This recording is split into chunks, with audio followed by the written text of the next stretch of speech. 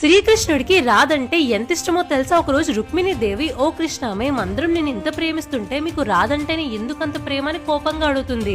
నువ్వు వేడివేడి పాలు తీసుకుని రాధని కలువు, నీకే అర్థమవుతుందని శ్రీకృష్ణుడు అంటాడు. అప్పుడు రుక్మిణీదేవి వేడి పాలు తీసుకుని రాధ వద్దకు వస్తుంది. నన్ను కృష్ణుడు పంపారు అని రుక్మిణీదేవి చెప్పగానే నిద్రపోతున్న రాధ పరిగెట్టుకుంటూ రుక్మిణి వద్దకు వస్తుంది. నీ కోసం కృష్ణుడు ఈ పాలు పంపారని రుక్మిణి అనగానే వెంటనే ఏమీ ఆలోచించకుండా రాధ వేడి పాలను తాగేస్తుంది.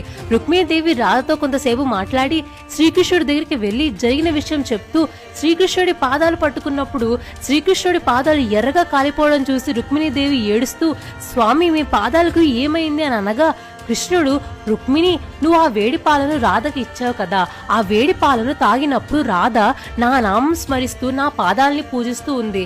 ఆ వేడి పాల ద్వారా రాధకి వచ్చిన బొబ్బలు నా పాదాలకి వచ్చాయని చెప్తారు. జయ శ్రీకృష్ణ.